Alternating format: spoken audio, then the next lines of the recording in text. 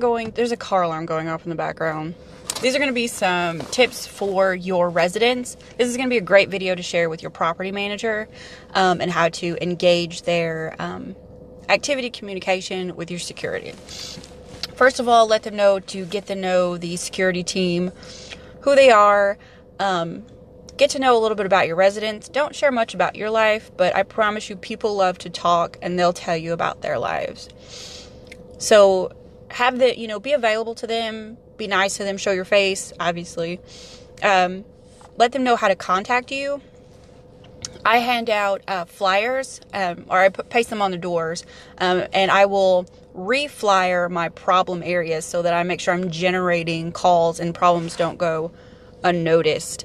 I also have business cards I hand out, so make sure that they have access to you and that your property management is utilizing whatever contact information that you're using for your residents to relay information. Make sure that they are making that accessible to your residents or whomever you're securing. When they contact you, if you're like me and you do everything on your cell phone, go ahead and save their number. Save it by location, not name. So if they text you or call you, or if you miss a call, you know who to check on and you don't have to worry about taking a guess. So if you save it by location, when you get a call, you can already be heading over to that building or that property. Let them know when to call the police versus security. I have a flyer that I hand out that tells my residents when to call me, when to call the police. If you would like a template of my flyer, I can't really show it to you on here because it's got all of our personal information, but I tell our residents in my flyer when to call security for minor complaints such as noise, suspicious activity, to report any security concerns or issues, and parking complaints. When to call police, I give them the non-emergency number, and if an emergency, dial 911. I'm sure 911 is everywhere. If you feel you are in danger or unsafe, to report suspicious drug activity, to report any crimes or suspicious activity. You never want to deter anyone from calling the police, so that's why I kind of made it very general.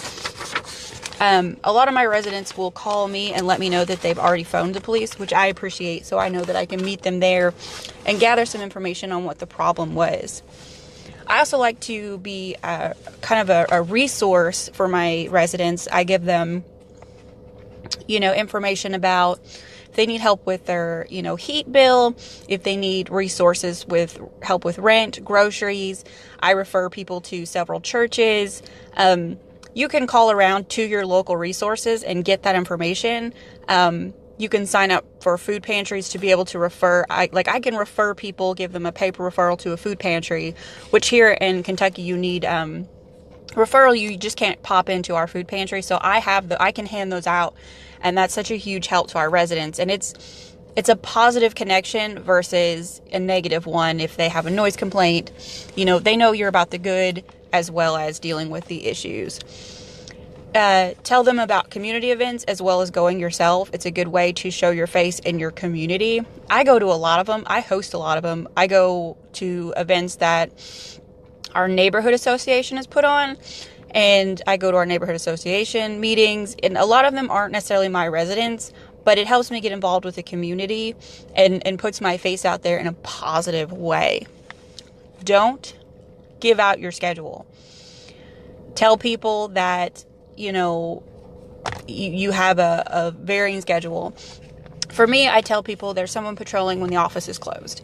I unfortunately have gaps in my security, and I don't want them to know when and where they are, because I don't want, a weak link for them to be able to take advantage of. Also, don't give other residents information about other residents.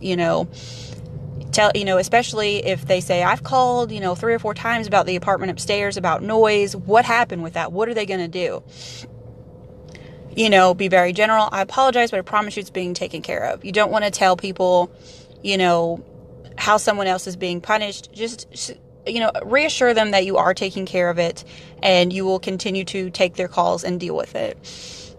Don't go in their house. Listen, one night I was out here. It was about summertime. I was out walking around, and we have large buildings and around the corner, I heard 2 gunshots. It was obviously on my property.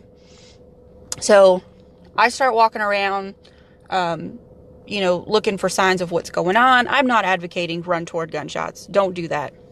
I happen to. I called my partner that was working with me at the time. First, I called 911. I called the 911 emergency number. I had 2 gunshots on the property. I don't know if I have an active shooter. I don't know if they've left the scene. I gave them all the information I had at that time. So anyway, while I'm rounding the corner and a Hispanic guy comes out, he's like, my friend's been shot. I don't know what to do. Like I've told you before, I used to work in a county jail. I am very used to being in glass cages, so to speak, where there's always a team of large men guarding me, watching me. They've always told us, run toward the emergency, help's coming right behind you. In a security situation, it's not always. And I went in the house. I didn't ask where the shooter was. They could have been in the house. It could, I didn't know. I was responding to what I thought was a medical emergency. And when my partner got there, he immediately had his gun unholstered, and his first thoughts were, where's the shooter when he got in? Where's my security officer, and where's the shooter? And we were able to deal with that situation, but no matter what the situation is, don't go in anyone's apartment. They may have a maintenance complaint and they want you to just come look at it so you can explain to maintenance that it's an emergency. Don't take their word. Have them take photos, videos, and walk outside and show you. Just tell them you're not allowed. I do not advocate going inside anyone's house. But honestly, make sure you're giving them your information, chatting with them, getting to know them, and ask them, what problems they're having, what you would like to, what they would like to see, and make sure you're communicating rules to them, and it should all be copacetic.